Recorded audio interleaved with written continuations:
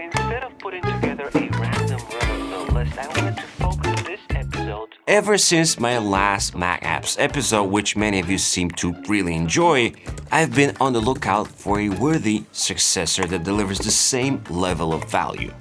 And I don't think this one will disappoint. I've put together a list of 12 Mac apps, a big portion of which are completely free, and the ones that aren't are, in my opinion, absolutely worth the spare change. Most of these are made by independent developers who genuinely deserve all the support they can get. As always, everything mentioned here will be linked chronologically below, and I want to start with a couple of goofy apps just to set the tone. The first one is genuinely hilarious yet surprisingly useful, and it's called Cleanup Buddy. The whole idea is simple. The app disables my laptop's keyboard, trackpad, and mouse so I can finally clean everything properly. Normally that means quitting apps, saving random documents I forgot about, and shutting the whole machine down just to wipe the keyboard. Well, Cleanup Buddy eliminates all that. I just hit Start Cleanup, everything locks instantly, and I can go to town with a microfiber cloth while the Mac keeps running in the background. The perk here is that I can actually keep the music playing, and when I'm done, I simply hold both command keys for a couple of seconds and everything wakes back up. It's such a tiny idea executed in such a smart way that every time I use it, I can't help but think, I wish I had come up with this myself. Moving on to the menu bar for a moment, I want to show you a couple of small apps that offer a lot more practical value. The first one is Zone Bar, which adds multiple world clocks directly to the menu bar. It's fully customizable and easy to access, which is exactly why I love it, especially when I'm coordinating with people in different time zones. And since my own menu bar can get crowded pretty quickly, particularly on a laptop where the notch takes up visual real estate, a small free utility I rely on is called Hidden Bar. It's essentially a lightweight alternative to Bartender and lets me collapse the menu bar into a cleaner layout. Everything to the left of the arrow gets tucked away until I hover over it or tap it, and then everything on the right is what I consider essential, things like file sharing tools, quick access utilities, or anything I use often.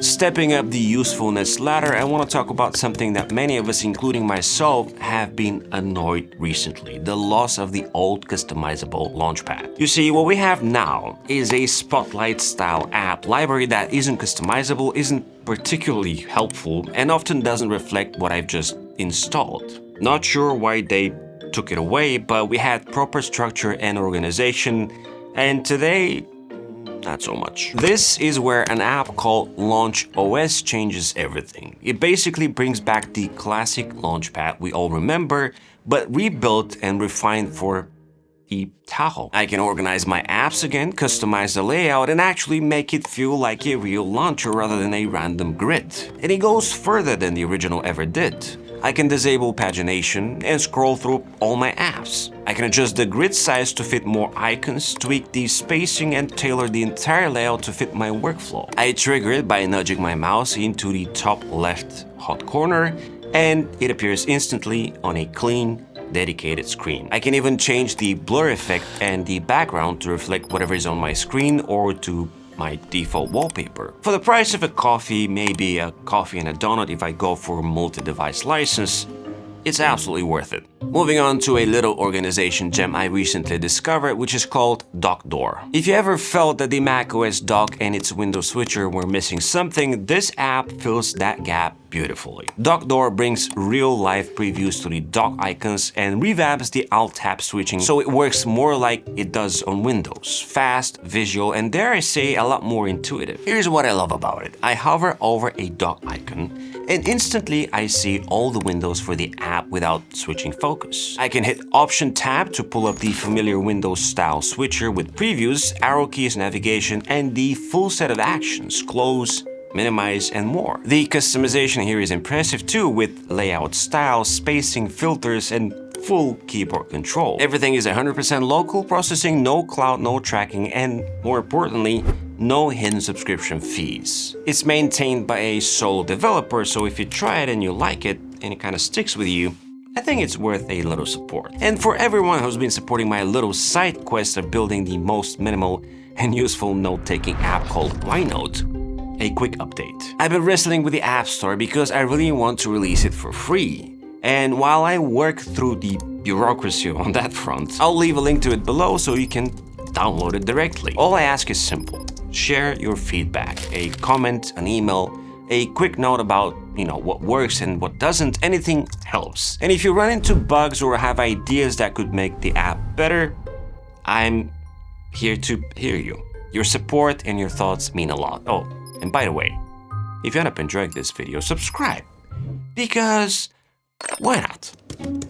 Moving on to a quiet helper of an app I've been relying on for years, which is CleanMyMac. It's the tool that keeps my Mac feeling fresh without me needing to think about it. CleanMyMac is made by MacPaw, it's notarized by Apple, and it simply sits in the background, genuinely helping me stay organized. The feature I use the most is Smart Care because it wraps all the essentials into a single button that digs through system junk, optimization tasks, and the most essential maintenance. Whether I want a quick glance at how my Mac is behaving, especially during heavier workloads, the assistant in the menu bar is right there with instant insights on battery, storage, temperature, and overall performance. A recently released feature that really surprised me is Cloud Cleanup. Since I keep so much of my life spread across Google Drive, OneDrive, and iCloud, this is the first tool I've seen that can actually safely gather everything in one place and help me clean up the clutter. So let CleanMyMac clear the wrong cookies so you can enjoy the right ones, and try it for free for 7 days using my code ThisIsE20 for 20% off.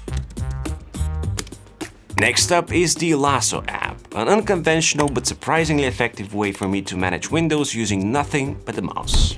Well, keyboard a little bit too. It's built around a simple grid structure that I can customize, and once I have an active window open, I press Command-Shift-Space, which is of course customizable, to bring up the grid and place that window exactly where I want it. It works flawlessly across multiple monitors as well, letting me resize and reposition windows by clicking and dragging directly on the grid. I can also build my own layouts, assign global shortcuts, and keep the whole setup synced through iCloud so my workspace feels the same no matter which Mac I'm on. What I enjoy most is how Lasso turns window management into something intentional, almost like arranging tools on a workbench. Moving on to some creative tools, I want to highlight something that was built by a fellow YouTube creator I admire a lot, Brandon Shepard, and his app RevBox. It's a super clever reference tool that lives on the left side of the Mac by default. The whole idea is simple. Stop digging through folders and jumping between tabs whenever you need to reference something. And if you deal with creative work, that makes a world of difference. Think images, videos, GIFs, or GIFs, sketches, even quick notes. RevBox floats above the screen and becomes this quiet little inspiration board whenever it's time to work on a thumbnail, plan a shoot, or sketch out a home project. To summon it, I just press Command-Option-S and drag whatever I want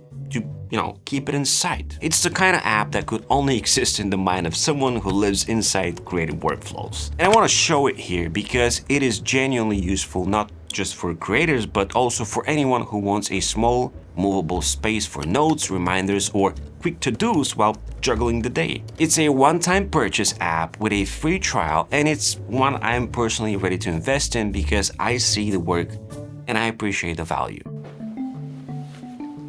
Now I can't step away from the creative section just yet because something big happened recently. Affinity Photo, Affinity Designer, and Affinity Publisher, the entire suite made by Serif, was last year acquired by Canva, and in response to Adobe, the team decided to release a single unified app simply called Affinity. It blends the best of Photoshop, Illustrator, and Publisher into one place, and honestly, a lot more actually. This has been my personal creative tool of choice for years, and seeing it now become completely free opens the doors for anyone who wants to step into photo editing, graphic design, or layout work without juggling multiple apps. The new Affinity brings everything into one clean environment where you can do simple touch-ups, create posters, build layouts, or dive into more advanced projects without ever switching context. It also supports full non-destructive editing, which means you can experiment freely and always return to your original image. And if you prefer simplicity,